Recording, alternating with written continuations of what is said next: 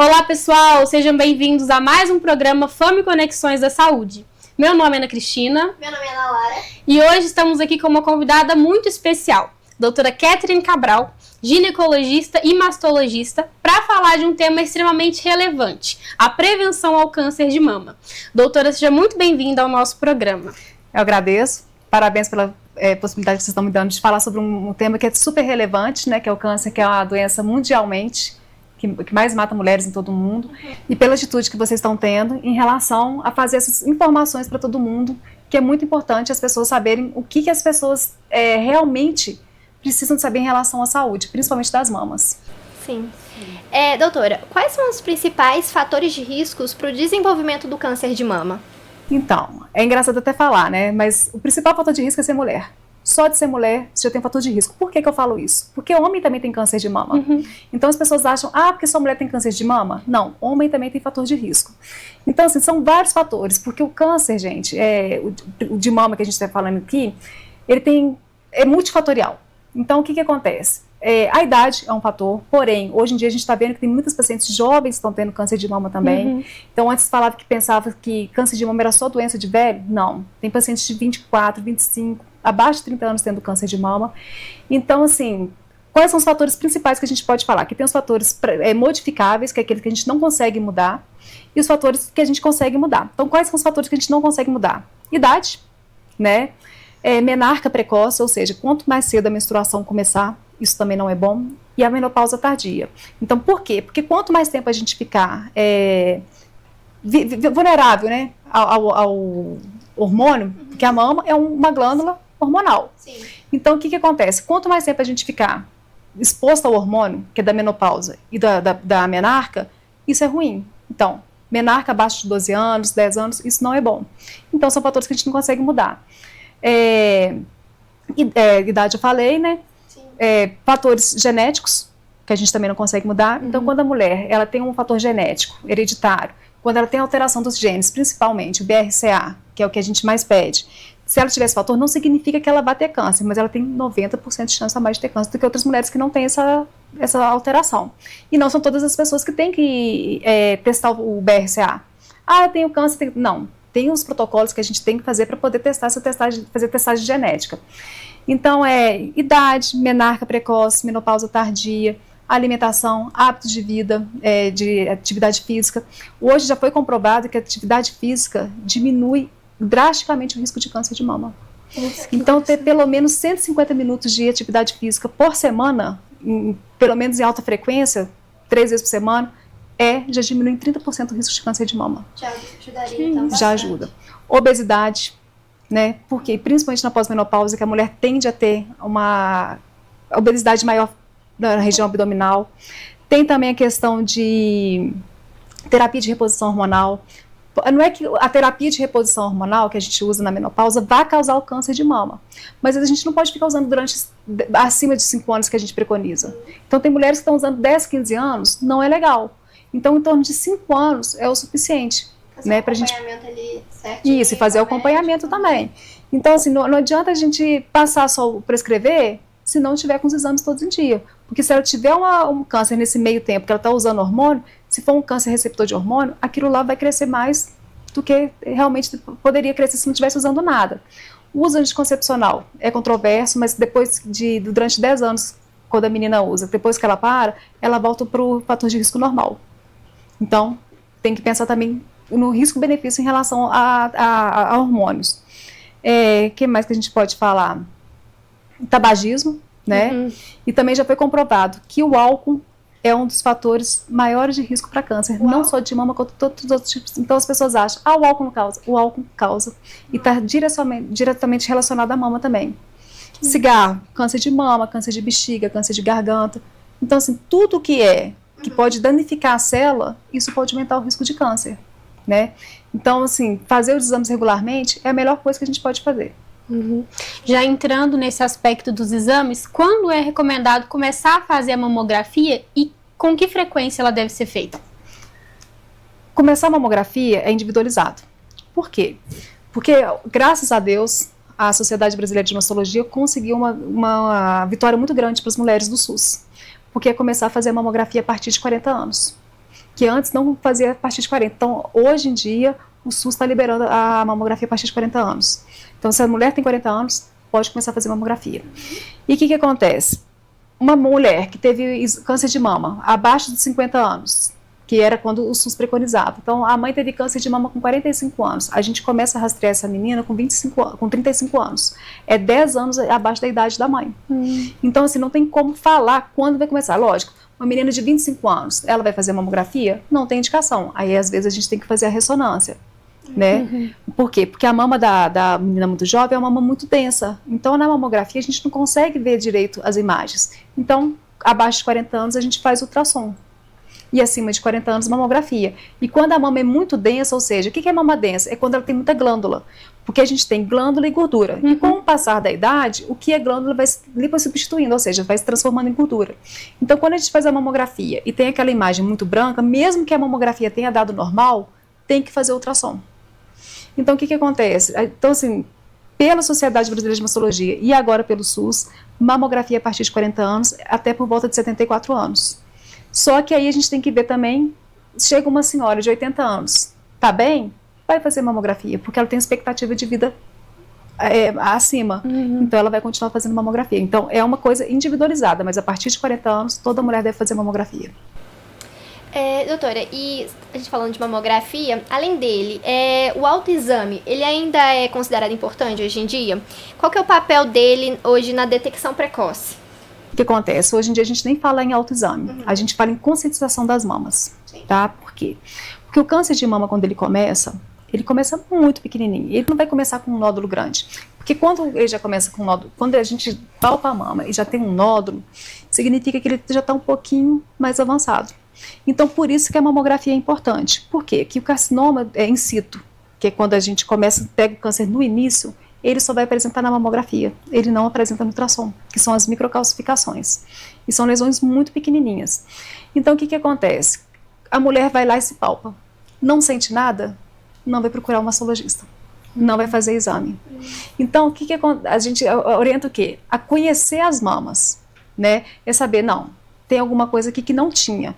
Mas isso não ser suficiente para te determinar se você tem que procurar ou não um mastologista. Entendeu?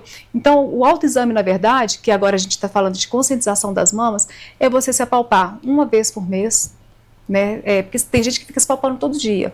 Não tem essa necessidade. De preferência, se palpar depois da menstruação, de 7 a 10 dias no período pós-menstrual, quando a mulher não tem mais menstruação. Todo dia primeiro eu vou me palpar. Ou se não, quando lembrar, palpar, mas pelo menos para conhecer realmente as mamas. Ver se vai ter algum vermelho na mama, descamando, a mama está ficando assimétrica, diferente do tamanho uma da outra. Ver se está saindo secreção espontânea pelo bico do peito, porque as mulheres às vezes acham, o que acontece? Vai lá e começa a apertar o bico do peito, e começa a sair secreção. Então, assim, não tem que ficar apertando o bico do peito, entendeu? Porque o câncer, quando ele está instalado, se ele sair da descarga papilar, que a gente chama, ele vai sair espontâneo. Por quê? Porque a gente estimulando é igual na amamentação. Quanto mais a gente amamenta, mais leite não sai, é por conta de estímulo. Vai sair. Então, a mulher começa a apertar todos os dias, vai começar a sair secreção. Então, não tem que ficar apertando. Então, assim, por isso que o autoexame é uma coisa que a gente não orienta só para conhecer, mas não é um fator para determinar se você tem que fazer ou não um exame de mamografia ou algum outro exame. Então, é para conhecer. Então, palpar, olhar e sentir. Ter ali um próprio autoconhecimento do corpo, né? Além de levar em consideração os fatores de risco que você comentou antes. Sim, porque os fatores de risco... por isso que é importante passar pelo mastologista, né? Porque às vezes o ginecologista não sabe se realmente é um fator de risco. Porque minha tia, avó, bisavó... Não. A gente geralmente pensa em primeiro grau. Mãe, irmã, filha, 3 primas de primeiro grau, 2 tias. Então, assim, a gente tem que entender realmente, e até mesmo para ver se tem indicação de fazer um teste genético, né? Porque como é um câncer que ele é altamente curável, quando a gente diagnostica câncer de mama, ele tem 95% de chance de cura.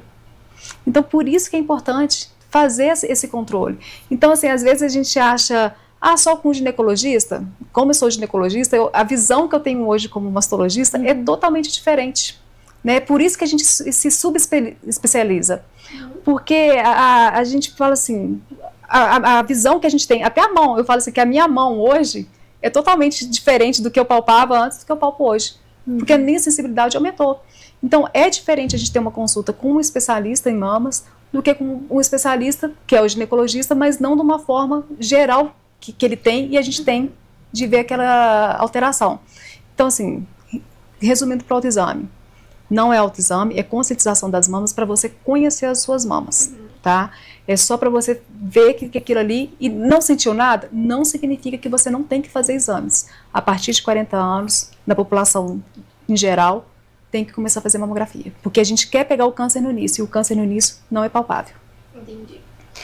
Muitas mulheres relatam um medo do diagnóstico. Como que é feito o acompanhamento emocional durante o tratamento? Então, cada pessoa é única, né? E cada pessoa, ela aceita e recebe essa notícia de câncer de uma forma diferente. Então, tem pessoas que quando recebe o diagnóstico de câncer, fala, beleza, vamos embora, vamos tratar e vamos. E tem pessoas que falam assim, morri. E não é isso mais, né? Por quê? Porque o câncer é muito curável, né? Então, o que acontece? Quando a gente vê que a paciente, a gente orienta, porque o tratamento do câncer, gente, ele não sou eu só que trato. Ele é multiprofissional. Sim. Tem um oncologista, eu tenho o radioterapeuta, tenho assistente social, tem fisioterapia, tem nutricionista, tem psicólogo, tem tudo.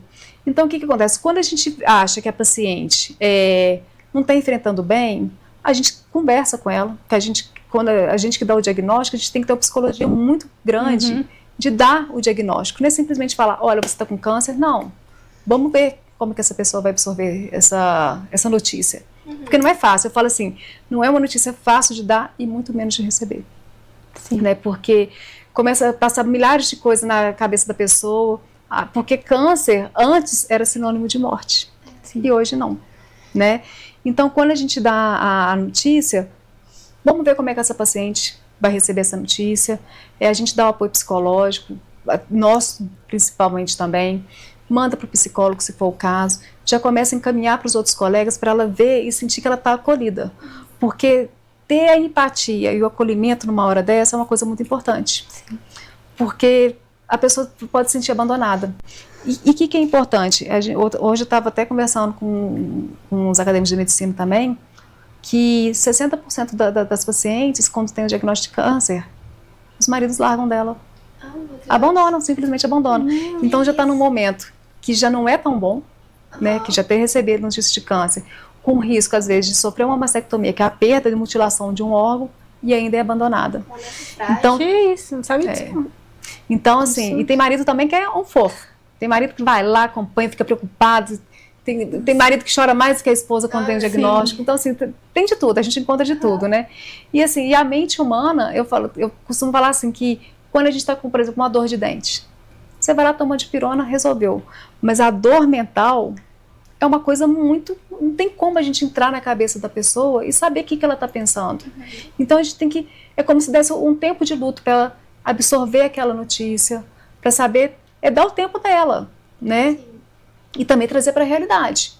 Porque é importante a pessoa saber que ela está com câncer para ela começar a trabalhar o psicológico dela, porque é uma longa caminhada. Então, ela vai ter tratamentos, às vezes cirúrgicos, quimioterápicos, de radioterapia. Então, é um tratamento longo. Então, a gente tem que ter o psicológico muito bom para esse tratamento. Porque se ela se entregar, parece que a cabeça da gente, né, gente, é uma coisa que tem que estar muito bem estruturada para poder enfrentar tudo que tá para vir. Não que seja difícil. É uma pedra no caminho, que daqui a um pouquinho a gente passa por ela. Cuidar do corpo, da mente, né, do espírito. Que mensagem a senhora deixaria para as mulheres que elas ainda têm aquela resistência em fazer esses exames preventivos? De iniciar, procurar um médico, um mastologista para começar a iniciar essa busca? O que acontece? As pessoas acham, vou procurar chifre em cabeça de cavalo, né? Não, gente. Tem que procurar realmente. Porque é prevenção, né? Mas eu vou prevenir, já vou encontrar. Mas a gente está prevenindo uma doença em estágio avançado. Então, assim, não tem que ter medo. Medo a gente tem que ter daquilo que a gente não sabe. Então, quando a gente não tem um diagnóstico, a isso a gente tem que ter medo. Então, tem um caroço na mama, tá sentindo que tem, e vai deixar aquilo lá? Não, vamos ver o que é.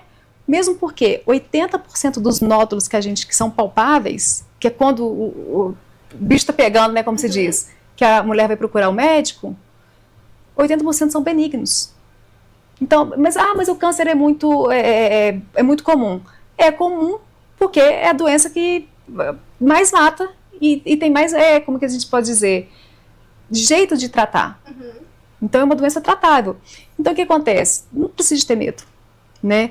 Tem que fazer, fazer todos os anos, porque antes se falava em fazer mamografia de 2 em 2 anos. Não, é mamografia anual.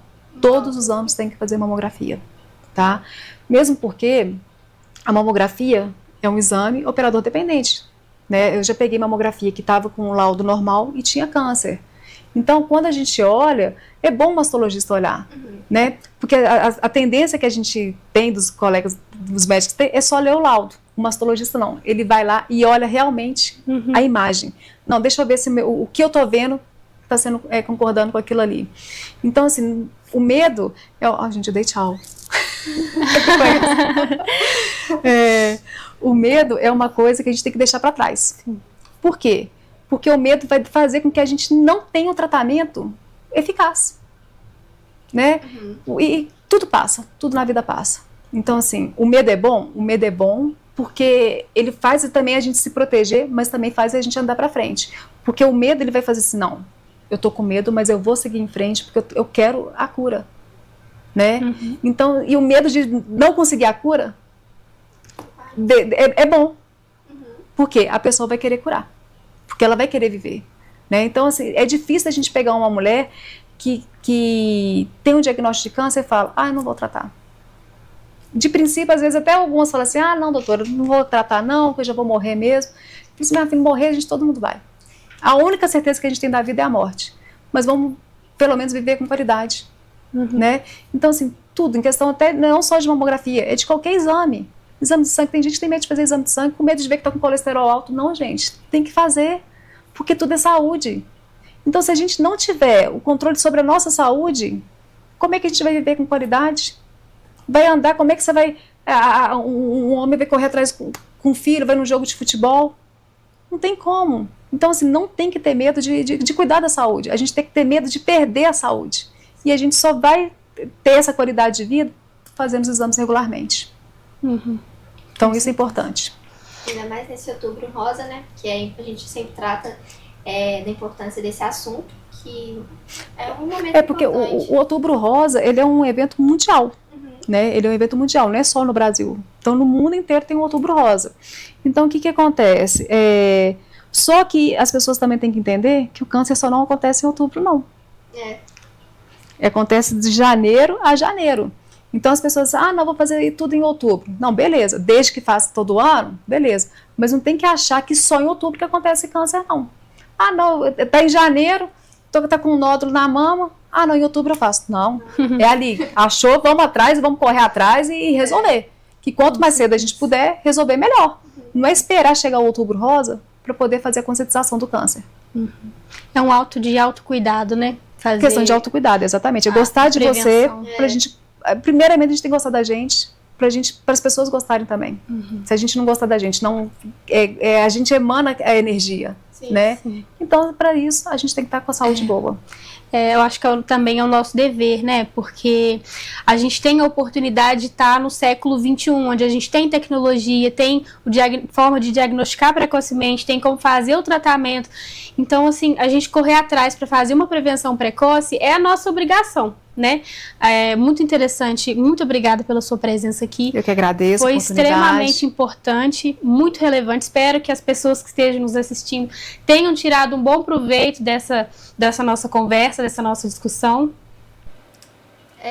A gente está num projeto lá da Faculdade de Medicina, que é o nosso projeto, Fome Conexões da Saúde, e a gente já vai abordar vários assuntos lá. Inclusive, a gente vai postar essa entrevista, essa conversa lá um pouquinho.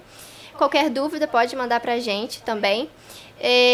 O nosso Instagram é o Fome Conexões da Saúde, se quiser passar o Instagram A gente vai marcar ela lá também. Se alguém tiver interessado em mais informações, quiser mandar mensagem para a doutora ou para a gente está à disposição. Informação nunca é demais, né, gente? Informação nunca é demais, né? Só porque quem está vendo, é importante vocês também compartilharem isso, porque a gente tem que conscientizar as outras pessoas, seja sua mãe, sua irmã, sua vizinha. A gente tem que fazer uma rede de como é que se diz?